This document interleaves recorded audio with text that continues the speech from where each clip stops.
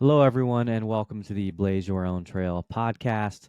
My name is Jordan Mendoza. I'm your host, and I've got a very special guest today. His name is Bill Dolan, and I'm going to have him tell you a little bit about who he is and what he does today.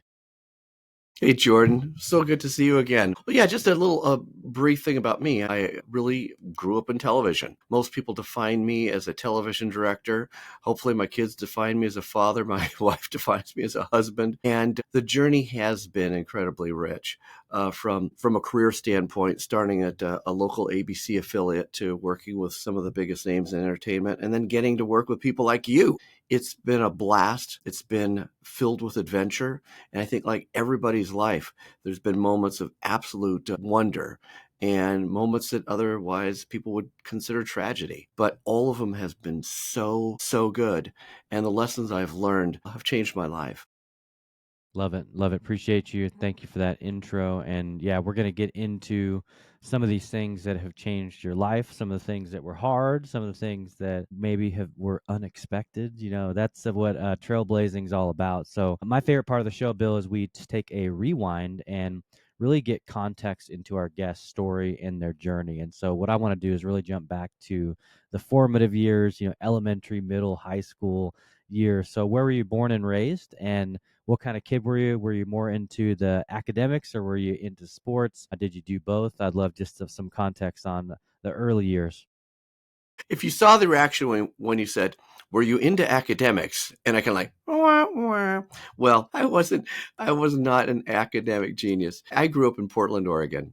Only child, raised in somewhat of a traditional, I would say, Irish Catholic family, very traditional Irish, and went to private Catholic school, went through all that kind of stuff. And I would say that the things that shaped me to some degree, one is being an only child.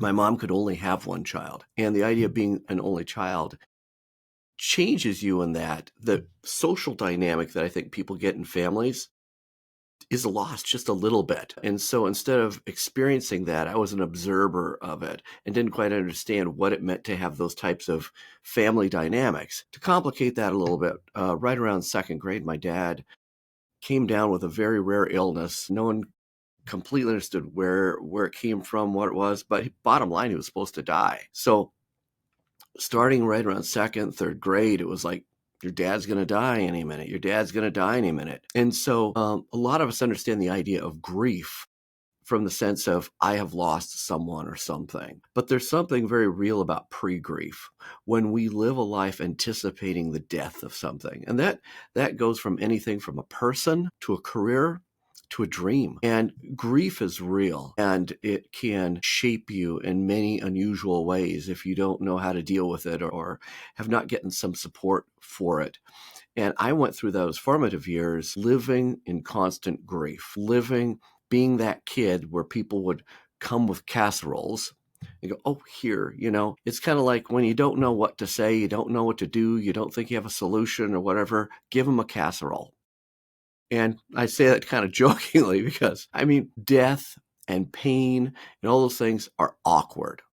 They really are. And learning how to talk about them or to be there for people, I've learned is critically important.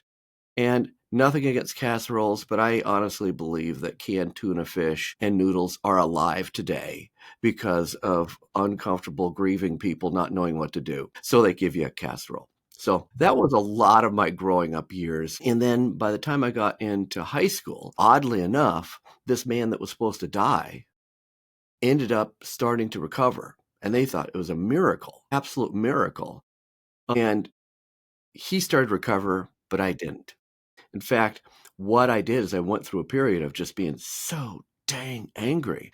I was really angry at him because not only did I have to live with this thing hanging over the house and my mother mourning and going back to work and struggling with that, but I also had to struggle with the fact that while he was in his pain, he became very physically and verbally abusive. And that also filled the atmosphere of the house and also created echoes in my head about who I was, what value I was, all those different things that sometimes people say in pain that can really scar you and shape you.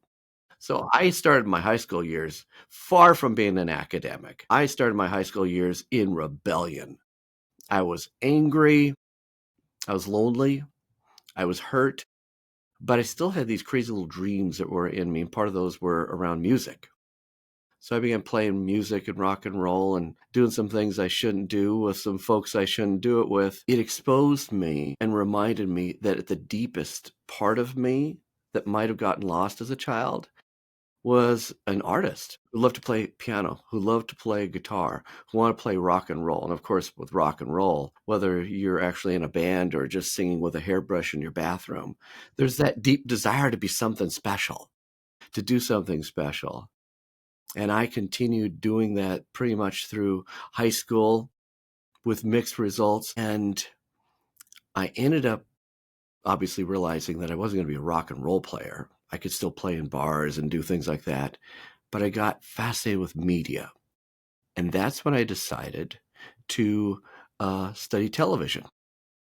So I went to the local regional college here, started in television, thinking, okay, maybe I'm going to be a reporter, maybe I'm going to be this, and I fell in love with directing. And once I realized that, really my whole trajectory not only changed, but it blossomed. It had meaning, and for the first time, as I can remember, there was something in my life I was really excited about.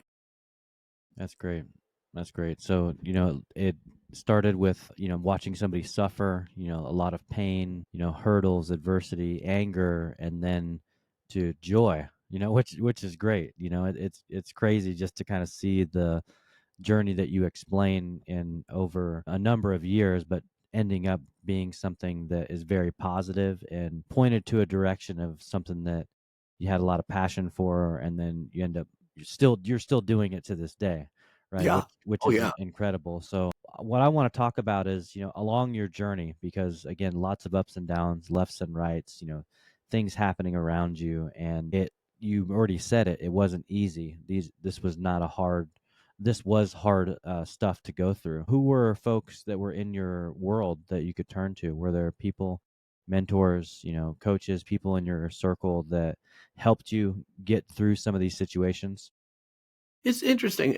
I look at that kind of thing like mentorship and relationships. It reminds me of the Wizard of Oz, really. Is decide where you're going. Someone told you that you're supposed to go to the Emerald City, whatever that Emerald City is for you.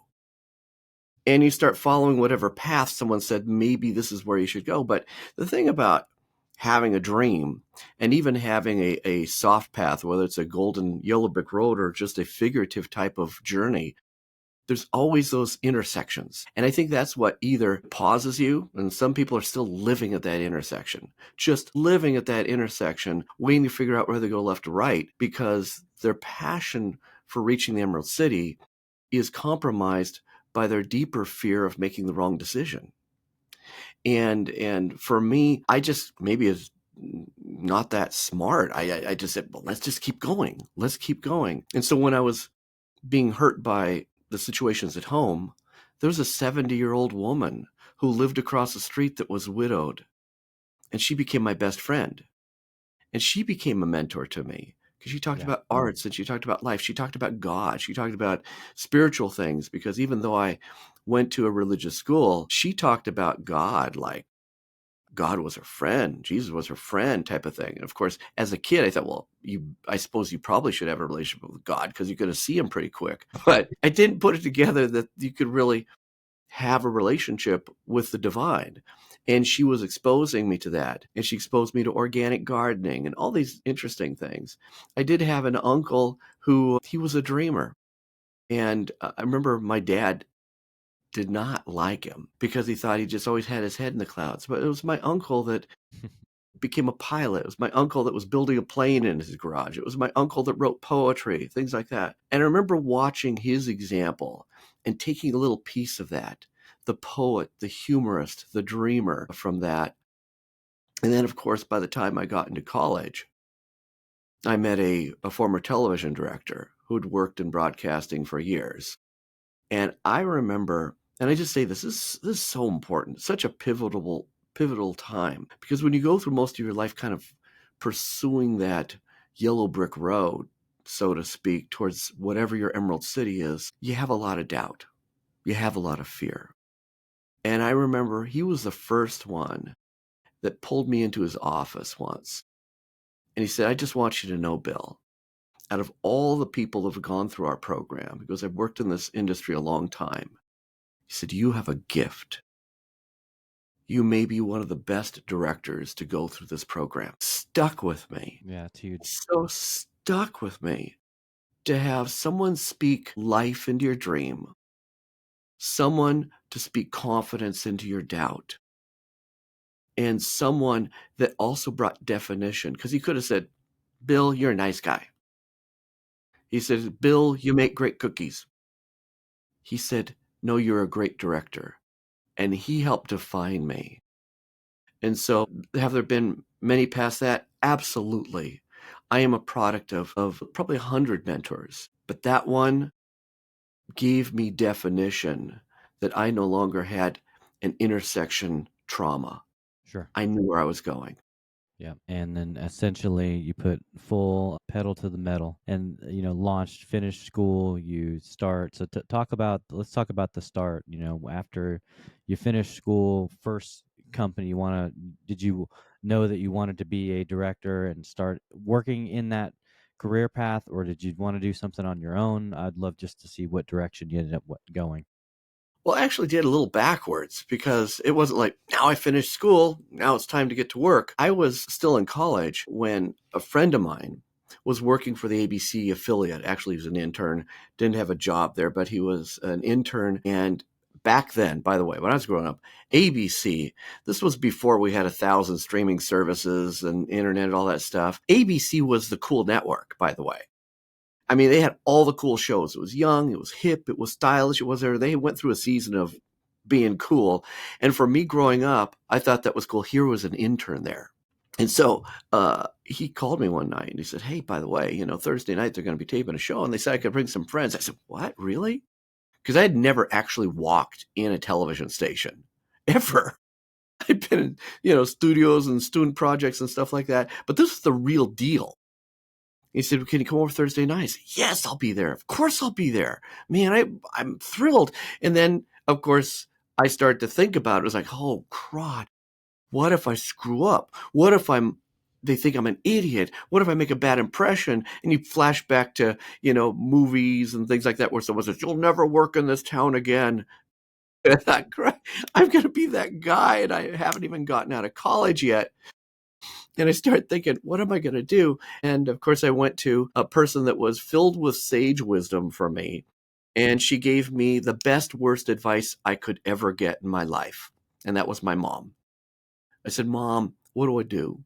What should I do? What should I say? She said, Billy, just be yourself. Okay. Because I don't, honestly, I think it doesn't matter how old you get. There's that secret whisper inside you that says, are you sure you're good enough? Are you sure you're ready? Are you sure? Are you sure? Are you sure? And certainly as a young kid in college, I was filled with a lot of, are you sure? And a lot of, no, you're not. But I remember the story of Famous Amos. I don't know if you remember Famous Amos chocolate chip cookies. Yeah, I've heard of them. Yeah. Yeah, they've been around for a while. A lot of people don't know, but Famous Amos used to be a casting director in Hollywood.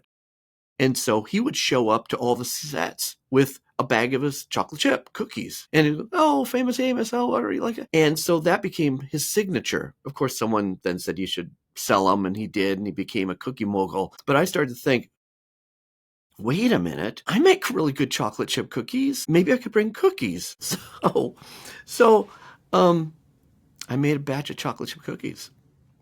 And it was about an hour before I was leaving to the station. I pulled them out of the oven and I put them in a brown bag, and I had this thought, Famous Amos. And I wrote on the bag, Bill's famous chocolate chip cookies. And I put a stick figure and it said, eat one. Okay, I'm going to go in. So I get to the TV station with my cookies, ready to let the cookies do the talking for me. And it wasn't just me. It was two other guys with me. It was one of the guys that was there on the GI Bill. He was about 10 years older. And he was like mother confident, just irritatingly confident. And then I had the other guy, Jeff. And Jeff was like the class, forgive the term if it's offensive to anybody. He was like the nerd. He knew everything about anything. So as soon as we walk up to meet the producer, My GI friend goes, "Oh, great to meet you." He's like Mr. Confident and all grown up and everything like that. And then Jeff, the nerd, goes, "Oh, I see you have the 3300 switcher there," and blah, blah, blah. And I'm like, oh my gosh. And what's haunting in my head, and I think it haunts sometimes in a lot of people's heads, is I was thinking, I can't be that person. I can't be that person. It's just me. And then the producer finally looked at me, and all I could get out of my mouth was, "Hi, I'm Bill. Would you like a cookie?" And of course, the cookies had just been out of the oven, so they smelled really good. And he said, "Well, yeah, yeah." And he reached in, and of course, the chocolate chips were melty and everything like that. He goes, "Wow, this is great." And so he calls over the technical director and says, "Hey, Dale, this guy brought some chocolate chip cookies. Would you like one?" He goes, "Yeah." So I walk over to the technical director and I hand him the bag, and he pulls it out and he looks at the bag and goes, "Well, thank you, Bill." And then goes to the audio person. "Well, thank you, Bill." And then he calls down to the studio. He says, "Hey, I know we're going to start here in just a couple minutes, but there's a kid here from college and he brought some chocolate chip cookies." He's talking as a microphone, the voice of God in there. I said, "Yeah, send him down." So I go down. And I got to tell you, Jordan, that moment was like magic to me because I walked into that television studio and I was with these great engineers and producers and all this thing, but there were talent folks that you see on television that I've been watching since I was a little kid, and I was like, "I'm really here." And I walked over to them, and they each took a cookie. Said, "Thank you, Bill. Thank you, Bill. Thank you, Bill." I walked out that night just amazed. It's like I saw the Emerald City. I stepped inside the Emerald City, and it was out of cookies. And the producer caught me as I was walking out the door, and he said, "You coming back next week?" I said, "Yeah." So I came back next week and next week and next week. For 6 weeks, I came back making cookies, not saying much at all. I wasn't trying to impress anybody. I was just blessed to be there. And at the end of 6 weeks, he turns to me and says, "Bill," he said, "it's summer's coming, and I have a stack of intern apps about that thick." He said, "But everybody loves you, you know. You make great cookies. If you'd like to be our summer intern, the job's yours." I said, "Yeah." I became the summer intern when I was 20 years old. That's great. And after 90 days, they hired me. The end of that story, and really the beginning of a new exciting chapter, is I became one of the youngest major market directors in the country from that experience. And that's another thing that certainly changed my life and took me on a whole new chapter of what this career could look like. And then being mentored by hundreds of producers, writers, great talent, great agency people who literally surrounded me and helped me really launch my television career. That's awesome. Yeah, and that's, a testament of what happens when you combine some very specific ingredients. You combined thinking outside the box, blazing your own trail, right? You were going to do something different than the other guys did, and hedging your bets on the creativity that it would spark a certain interest, and it paid itself. It was worth its weight in gold, so to speak. And then you also put in consistency, right? You had to keep showing up. You could have easily took a day off and not shown up for one of the days for 6 weeks, but you showed up every time. And so you were essentially building out the list of reasons why they should hire you. And all of those reasons turn into a job offer and being successful and continuing to work your way up, which all of it makes sense though. If you combine those ingredients, that's what it takes to blaze a trail. You have to be willing to do things that other people aren't willing to do. You have to be willing to go above and beyond. You have to be willing to step up to the plate when necessary. So kudos to you on all the ability, one, to act on some, think about something, act on it, do it over time, and then have that turn into success, because it's not easy. You put in the reps every day, which is awesome. But what I want to hear is, obviously you became one of the youngest, directors, which is an amazing, kudos to you and shout out. But what was that next decade like, from youngest to what did the career look like, and what are some of the organizations that you were able to contribute to?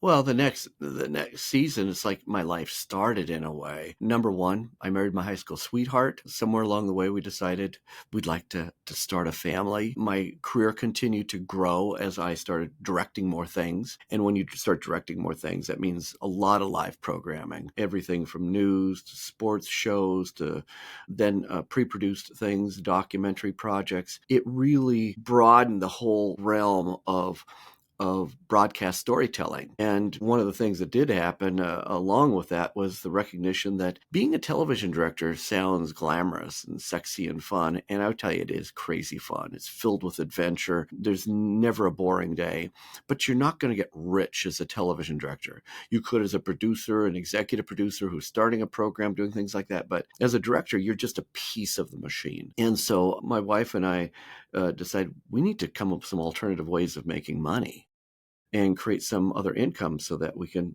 have this family and feel confident about the mortgage and blah, blah, blah, all that stuff. So I began looking at alternative ways of making money, which was really my tiptoe into entrepreneurship, because I would never have considered myself an entrepreneur, but now I had to figure out something. So I tried some things. I tried multi-level marketing. I stunk at that. I was just bad. I mean, somewhere where it says failure, there's my picture by it, with a thumbs up. Someone said, well, you seem to have a good head for numbers. And I had, even in the high school, I had got involved in the stock market and thought that was fascinating, how you could make money work for you. And I got my securities license.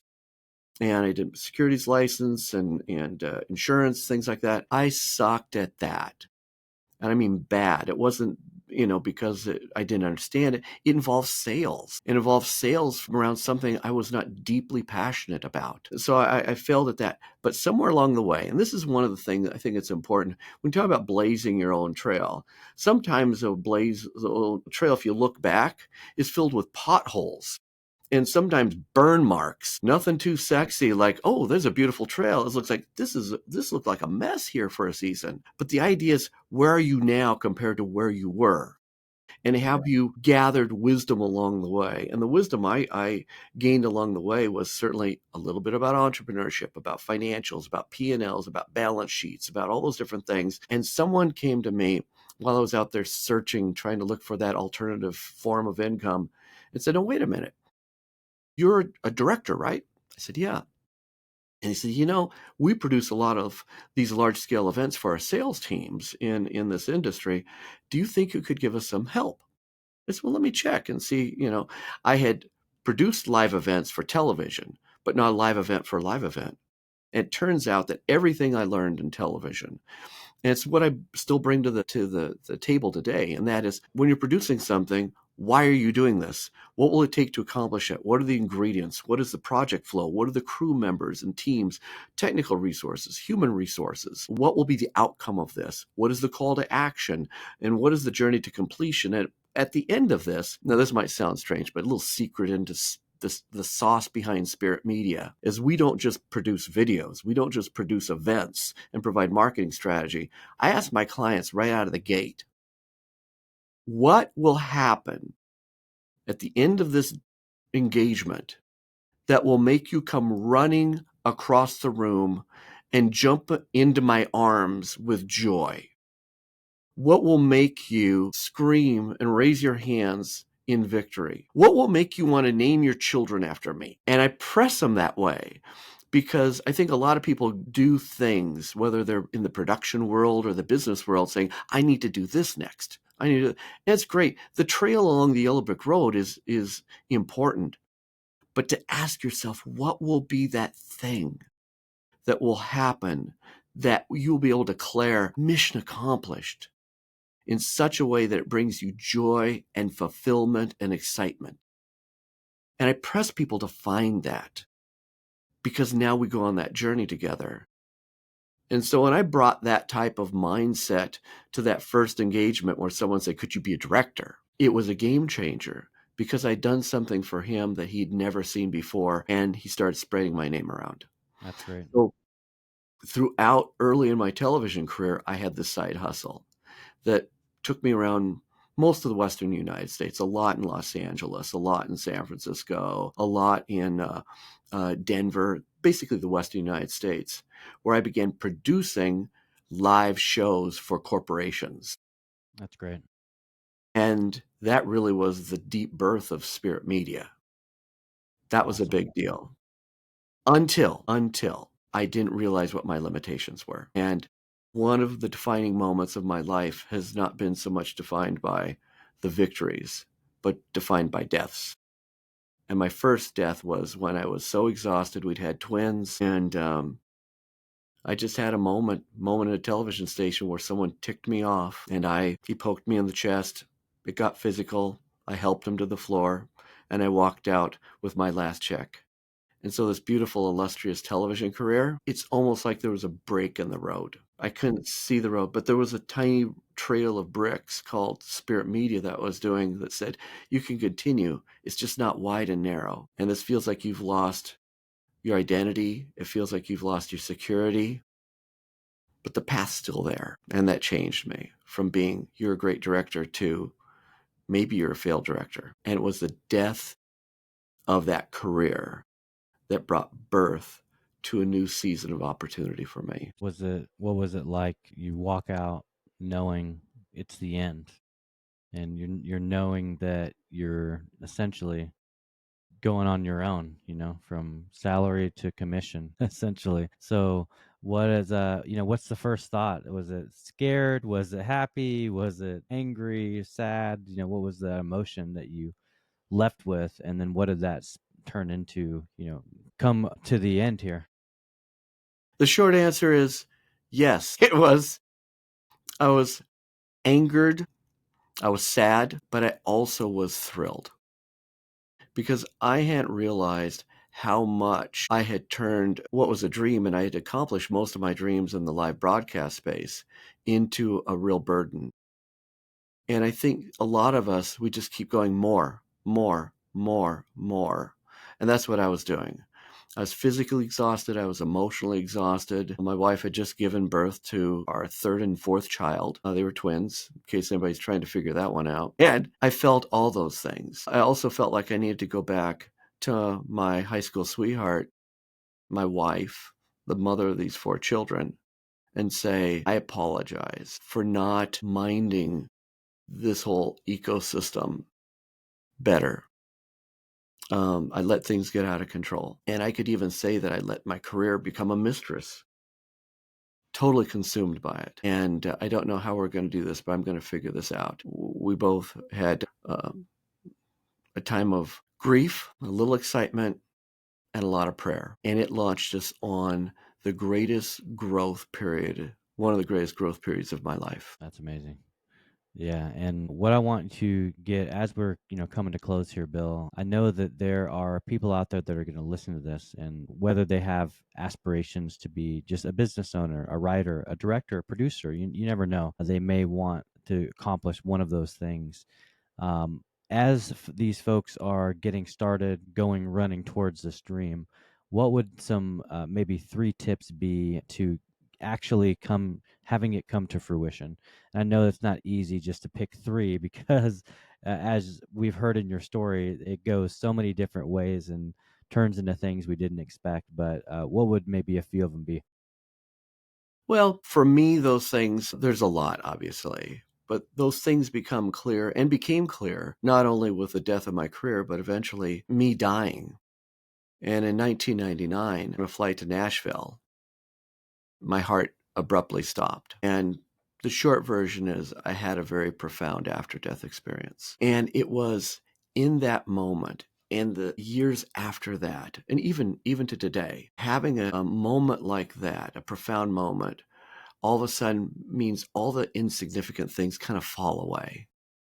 It's like in a motion picture where the camera like zooms in. It's like, this now is important. This is important. And if you hold on to this, that doesn't make things easier. In fact, pressing forward towards that dream, that place that you feel called to be, is hard. I mean, people don't get to the top of, climb the highest mountains in the world and say it was easy. In fact, if you're called to climb a mountain, every single day will be miserably hard until the last day.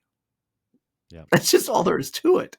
That's That's it. part of the ingredients of doing something profound. And after my death experience, I came away with a lot of really important lessons, but probably one starts with the recognition that the breath we take today, like if you got up this morning, you took a breath, I don't think we earned it. I don't think we deserve it. There's nothing that you have done that says, boom, okay, I've deposited this, therefore I'm deserving of my breath today. It's just not the way it works. In fact, the breath that you took this morning and the breath that you're taking right now, I believe is a gift. It's a precious, precious gift. And probably at the top of the lesson list is the recognition is that your life is a gift, a precious gift, but it's more than that. It is a gift that says you have purpose. You have meaning. And your life is about more than you. Your life is about how you can have an impact in the lives of others.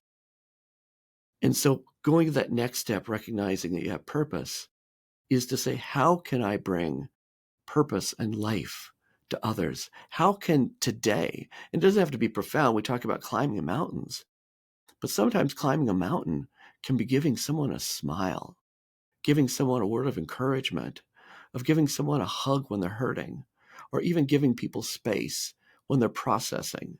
Because the truth is that all of us at any time are either in a point of tragedy, I've lost my career, I've lost this, I'm grieving this, or we're about to have a tragedy, or just coming out of one.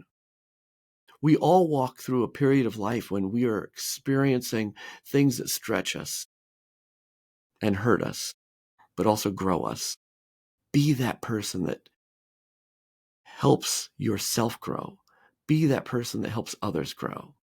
And recognize you really do have a purpose. I'd say the next thing from that really is to, and by the way, and I write about this in the book that came after my death experience, the 7 disciplines of relationship marketing, where we go in the 7 disciplines and said, once you decide your purpose, what are those missions?